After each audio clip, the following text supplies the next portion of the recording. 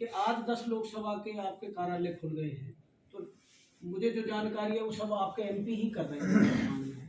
तो क्या यही चुनाव लड़ने वाले हैं आने वाले? नहीं, एमपी नहीं करे, संगठन कर। वर्तमान में पूरे प्रदेश में संगठन के कार्यालय खुले जा रहे हैं। जब कैंडिडेट की घोषणा होगी उस दिन हवन आहुति द्वारा, प्रचार द्वारा, आप लोगों को निमंत्रण द्वारा पूरे लोकसभा के कार्यकर्ताओं जैसे आ जाए उस दिन कैंडिडेट के द्वारा ही कार्यालय खोले जाए। आज संगठन के पूरे प्रदेश में है, प्रदेश लोकसभा स्तरीय संगठन का कार्यालय यूं कहें।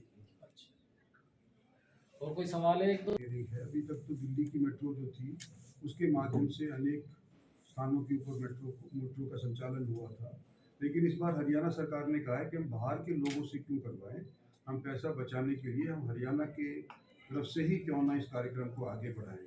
तो उन्होंने अभी एक व्यक्ति नियुक्त किया है मेरे जानकारी के अनुसार, और उसके साथ साथ जैसे ही सारा मामला जो जैसे कहते हैं कागजी कार्रवाई पूरी हो जाएगी तो प्रधानमंत्री को आमंत्रित किया जाएगा। और हम उम्मीद करते हैं कि आचार संहिता लगने से पहले ही प्रधानमंत्री इस 5,500 का भी फाउंडेशन स्टोन लगा दिया। हरियाणा का जो एरिया है उसके अंदर तो द्वारका एक्सप्रेसवे मुकम्मल हो गया है। दिल्ली के अंदर केजरीवाल सरकार की वजह से कुछ विलम्ब हो गया था, क्योंकि वो अपने हिस्से का पैसा देने के लिए तैयार नहीं थे। अब कोई हाल ही के अंदर कुछ दिन पहले ही कुछ उनके दिमाग में सूझी कि भाई उन्होंने मंजूरी दे दी है, तो कुछ पैसा वो अब देने के लिए तैयार हो गए हैं। तो द्वारका एक्सप्रेसवे का आधा हिस्सा हम उद्घाटन करवा लें तो हमको ये लगा कि भी शायद लोग यूँ कहेंगे कि आधे अधूरे काम ये करने लग रहे हैं, पूरा हो जाने के बाद ही इसका उद्घाटन करवाना चाहिए। तो मैं समझता हूँ कि जब तक दिल्ली का एरिया का नहीं होगा द्वारका एक्सप्रेसवे का उद्घाटन उस स्तर के ऊपर नहीं होगा, लेकिन हरियाणा वाला जो हिस्सा है वो पर्यटक के लिए चालू है। Via Gurgaon Rewari SLB station तक प्रथम चरण में बनना था। अब सुनने में आ रहा है उसको कट कर दिया गया है, धारवाड़ा तक बन रहा है, आगे रेवाड़ी कट कर दिया गया है। एसएनबी मीन शाहजहाँपुर नीमराना बहरोड का ज्वाइंट स्टेशन था, उसको भी कट कर दिया गया है। तो इस बारे में जानना चाह रहे हैं कि परियोजना शुरू करने की बजाय काटी जा रही है, बीच में छोड़ी जा रही है। ऐसा मुझे किस चीज़ का ज्ञान नहीं है। जयपुर तक बनाने की हमारा लक्ष्य है। रेवाड़ी के साथ एक वो अलग से जोड़ना था, एक स्पर देना। नहीं वो सर उसको तो अभी हाईवे के साथ साथ फाइनल किया गया है। अभी उसको पहले चरण में फाइनल अलवर तक था, उसको काट करके एसएनबी तक किया गया। एसएनबी भी अब कट कर दिया, अब उसको धारवाड़ा तक कर रहे हैं। रेवाड़ी स्टेशन भी हटा दिया। MBIR Manesar Bawal investment region का वो स्टेशन भी हटा दिया, दोनों स्टेशन कट कर दिए गए। बावल का कट कर दिया गया। ज्ञान नहीं है, लेकिन अगर ऐसा चलिए आज तो ज्ञान में आ गया, आज ज्ञान में आ गया तो इसको टेकअप अगर हम करते हैं जी तो हम तो वही अपना लक्ष्य पूरा रखेंगे कि भाई RRTS रेवाड़ी को भी शामिल होगी और आगे अलवर तक। सर एक छोटा सा सवाल है, खिड़की दोला टोल प्लाजा का पिछले लोकसभा के दौरान भी मामला उठा था। हमेशा राजनीति होती रही है, कभी सीएम साहब की तरफ से स्टेटमेंट आ जाती है कि जल्दी शिफ्ट हो रहा है, कभी विधायक दौलताबाद कहते हैं अगले 2-3 महीनों में शिफ्ट हो जाएगा। केवल राजनीतिक स्टेटमेंट के अलावा आज तक ये खिड़की दोला को आगे शिफ्ट करने का काम किया। इसमें एक तो जो ये कॉन्ट्रैक्ट मिला था, जब तक कि कॉन्ट्रैक्ट पूरा ना हो जाए उसको हटाना हिलाना वो कोर्ट पे चला जाता और हमको हट जाना उसके लिए ढूंढना पड़ता, तो वो थोड़ी सी दिक्कत है। जो भी शिफ्ट करने की बात चली थी इसकी रजामंदी से ही होनी थी, और रजामंदी से होने के लिए कोई दूसरी स्थान नियुक्त करके उसकी रजामंदी लेनी थी। उसके अंदर हमारे को दिक्कत आ रही थी, क्योंकि जो भी तजवीज़ किया गया एरिया उसको एक्वायर करना था या उसको हरियाणा सरकार से लेना था, ये हमारे हाईवे वाले ने हमारे को बताया, वो मैं आपको बताने लगा हूँ। लेकिन एक बात आपको मैं क्लियर कर देना चाहता हूँ कि जैसे ही द्वारका एक्सप्रेसवे बन जाएगा तो इसको यहाँ टोल प्लाजा को यहाँ से शिफ्ट कर दिया। लेकिन फिलहाल तो सर उसका कॉन्ट्रैक्ट का टोल राव साहब के एफर्ट से खत्म।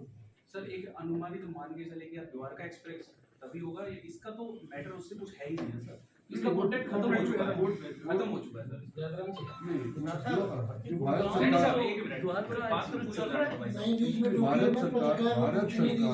या तो आप हमें बाहर कर दो, कम से कम जो बात की है उसको नहीं है, प्रेस कॉन्फ्रेंस है। भारत सरकार की तरफ से टोल लेना एक अनिवार्य चीज़ है। अगर हम टोल नहीं लेंगे तो ये जिस तरह से 35-40 किलोमीटर रोज़ाना बनाने लग रहे हैं, ये संभव ही नहीं हो सकता। कहाँ पहले 11-12 किलोमीटर रोज़ाना बनते थे, अब 28-30 किलोमीटर रोज़ाना देश के अंदर बन रहे हैं। इंफ्रास्ट्रक्चर का आज के दिन फैल गया है, तो टोल प्लाजा ये हट जाएगा बिल्कुल ही, ये तो संभव ही नहीं है। सिर्फ ये है कि क्योंकि इसके ऊपर इतना खर्चा होने लग रहा है, ये टोल प्लाजा दौर का एक्सप्रेस वे की कोशिश। सर सवाल मेरा है कि आज की जो हालत है, लोकसभा गुड़गांव की बात कर रहा हूँ मैं पॉजिटिवली, आपको ही मान लो टिकट मिलती है फिर से, राव साहब, आपने जो है रेवाड़ी में कहा था कि पार्टी संगठन अगर मुझे विधानसभा की टिकट देती है तो मैं विधानसभा का चुनाव लड़ूंगा। नहीं, किसी गलत रिपोर्टिंग है, गलत रिपोर्टिंग में लोकसभा का चुनाव लड़ूंगा।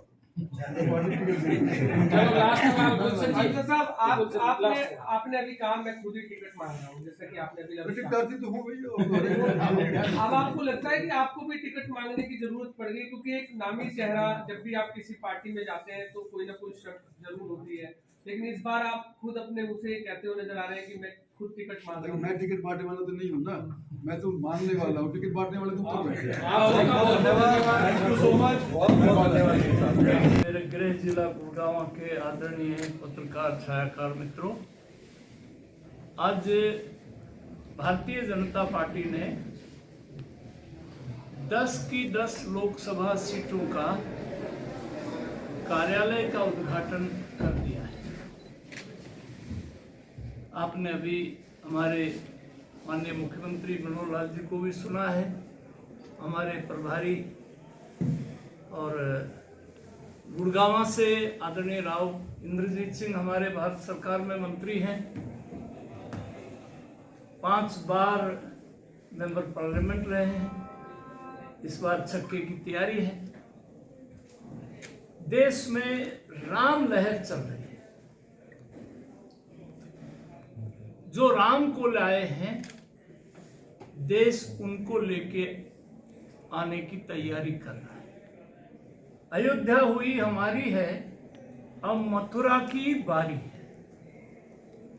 2024 का हो गया मुहूर्त है, अगले 5 साल नरेंद्र मोदी जी की बहुत जरूरत है। ऐसा नरेंद्र मोदी के नाम पर, नरेंद्र मोदी के काम पर हम 2024 का चुनाव का श्री गणेश चुनाव कार्यालय खोल करके हमने कर दिया है। कुछ लोगों ने प्राण प्रतिष्ठा का बहिष्कार किया है। आचार्य प्रमोद कृष्णन कांग्रेस के प्रवक्ता हैं, उन्होंने कहा है कि कभी ऐसा ना हो, प्राण प्रतिष्ठा का बहिष्कार आपने किया है, कभी देश आपका बहिष्कार ना कर दे। आज देश की चारों तरफ की सीमाएं सुरक्षित हैं। आज हिंदुस्तान दुनिया की 5वीं आर्थिक शक्ति है,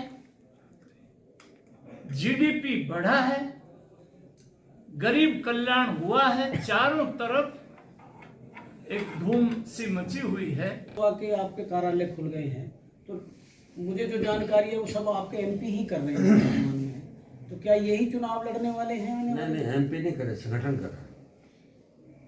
वर्तमान में पूरे प्रदेश के अंदर संगठन के कार्यालय खुले जा रहे हैं। जब कैंडिडेट की घोषणा होगी उस दिन हवन आहुति द्वारा, प्रचार द्वारा, आप लोगों को निमंत्रण द्वारा पूरे लोकसभा के कार्यकर्ताओं जैसे आ जाए, उस दिन कैंडिडेट के द्वारा ही कार्यालय खोले जाए। आज संगठन के पूरे प्रदेश में है, प्रदेश लोकसभा स्तरीय संगठन का कार्यालय यूं कह लीजिए। और कोई सवाल है? एक दो मेरा सवाल मंत्री जी से है कि प्रदेश में 9 साल से बीजेपी की सरकार है, जिसे गुड़गांव ग्लोबल